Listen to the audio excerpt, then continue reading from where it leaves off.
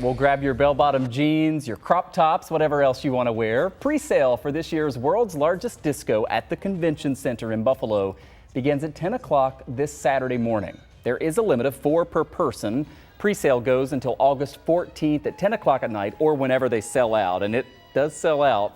The general public gets access to available tickets on August 20th. That's if there isn't a sellout before then. Organizers say last year's VIP tickets sold out during the pre-sale, so that kind of gives you a sense of where things are.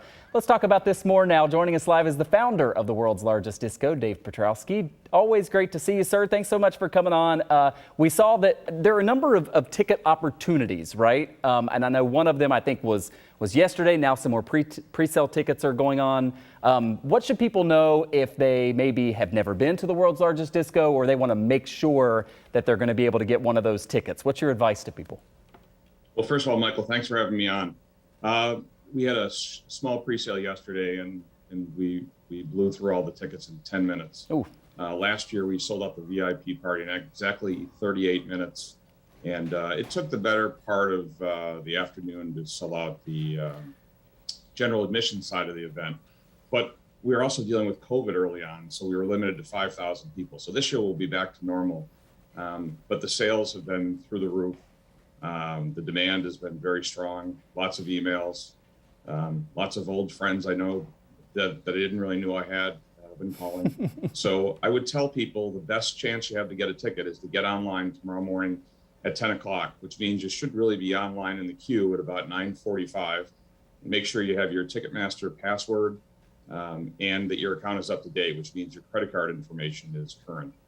And then you're going to wait in line, and we're going to open up at 10 o'clock, and hopefully we'll sell them quick, because the quicker we sell it, the quicker we make the money for Camp Good Days.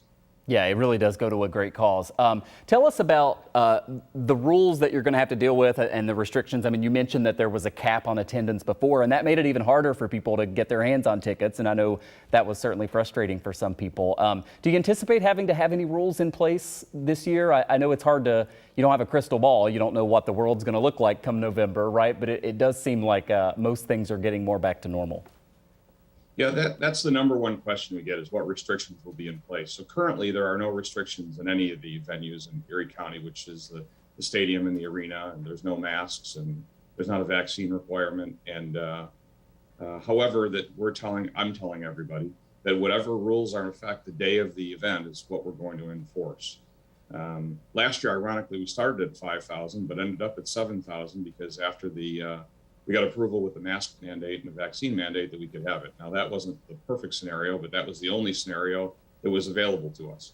So we're happy to be where we are, and we're really excited, but the rules are the rules, and we don't own the building, and whatever Erie County decides on November 26, 2022 is what we'll be following. But the signs look pretty good right now that we're going to have a mask-free and a vaccine-free event. Yeah, people certainly excited to hear that. There is the one rule that we know in place, right? You've got to dress the part. And we were just showing the video there, and the outfits are really just something to see. I mean, it's always just such a great party. We were having a conversation about this earlier, and our news director here at Channel 2 is new to town, and he's kind of, learning some of the intricacies of Western New York. One of them being, we talked about the world's largest disco, which is here in Buffalo. He can't be the only person who's new to town. So for people who maybe they lived here their whole life, but they've never been to the world's largest disco, give us a rundown of how you see it and why people should consider getting those tickets tomorrow. Well, I would say conservatively, 95% of the people dress up.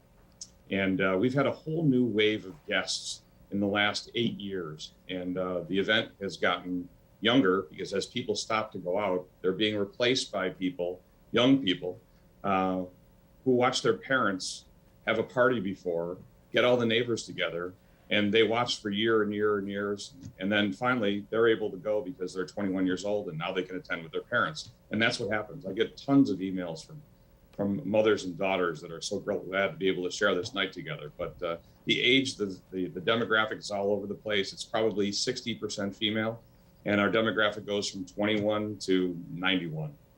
Yeah, it's always a great time. I've got about 30 seconds left, Dave. I know you always have some surprises, right? So I'm not expecting you now months in advance to tell us, all the surprises that you're going to have planned. But what happens for you between now and then as you try to make sure that you make this the best world's largest disco ever? Well, we're certainly setting up talent. We're having meetings with the convention center, which is currently under construction. In general, we're just like you said, we're trying to refine everything we do. We try to make it better each year, and hopefully that's why people have been coming back since we resurrected this event in 1994. Well, we look forward to hearing about the headliners and all the special stuff that you have planned as we get closer to it. But again, if you want to go tomorrow morning, probably going to want to be on your computer. Dave Petrowski, always great to see you, sir, the founder of the world's largest disco. We appreciate you coming on.